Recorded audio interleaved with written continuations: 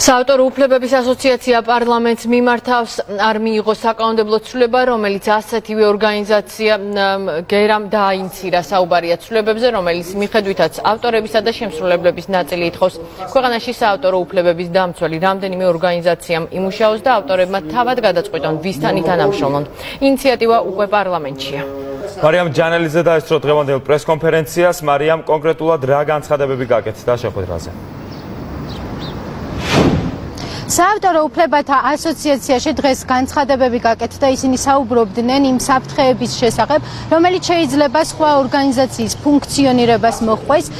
მათ ისაუბრეს კონკრეტულ მაგალითებზე, ამ შემთხვევაში უკრაინის მაგალითზე, სადაც პარალელური ადმინისტრირების შემდეგ, ანუ რამდენიმე ორგანიზაციის ფუნქციონირების შემდეგ იყო გარკვეული გაუგებრობები და ფიქრობენ, რომ იგივე საფრთხის წინაშე დგას საქართველო და ამბობენ, რომ ევროკავშირის ყველა სტანდარტს აკმაყოფილებს ორგანიზაცია და არ არის საჭირო სხვა ორგანიზაციამაც იფუნქციონიროს. გერაში კი ამბობენ, რომ ისინი უკვე დაახლოებით 2 წელია, რაც შემსრულებლებისა და ავტორების უფლებებს იცავენ. ეს კი იმას გულისხმობს, რომ კანონი არ უარყოფს და არ კრძალავს სხვა ორგანიზაციის ფუნქციონირებას, უბრალოდ მოითხოვენ, რომ იყოს უფრო მეტი გამჭირვალობა და არ იყოს გარკვეული ბუნდოვანი ჩანაწერები კანონში. Დაუშვებელია ცვლილება იქნება შეტანილი და ანალოგიური ასოციაციის დაშვება, ესე რომ ვთქვათ, იმიტომ რომ ეს არ მოიტანს იმ შედეგს, რაც იქნება ავტორებისთვის კარგი.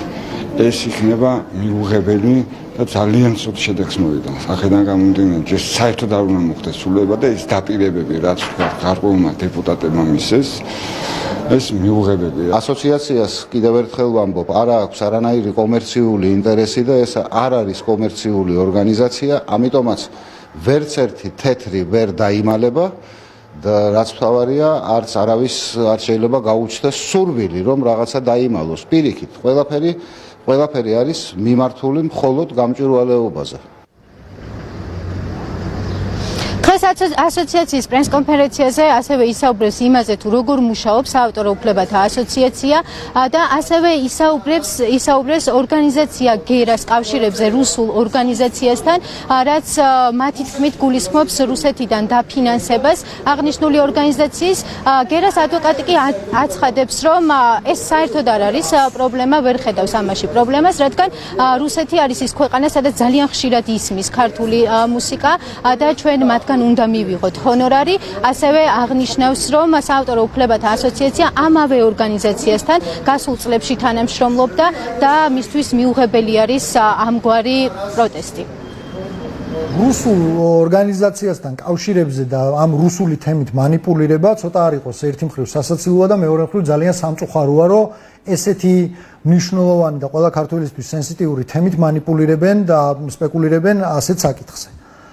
რუსულ ორგანიზაციასთან ურთიერთობას რაც შეეხება, დიახ, დღეს სახელშეკრულებო ურთიერთობები გერას გააჩნია ზუსტად იმ რუსულ ორგანიზაციასთან, რაოსთან, რომელთანაც ჰქონდა ზუსტად ანალოგიური ურთიერთობები GCA-ის 2019 წლამდე. არიან ავტორები, რომლებიც საავტორო უფლებათა ასოციაციაში იყვნენ, თუმცა ამჯერად ორგანიზაცია გერასთან არიან. ასეთი ავტორები ბევრნი არიან. ჩვენ მათ უნდა შევხვდეთ დღეს და საღამოს 9 საათზე უფრო ცვლად ჩვენს რეპორტაჟში მოგიყვებით აღნიშნული კონფლიქტის შესახებ.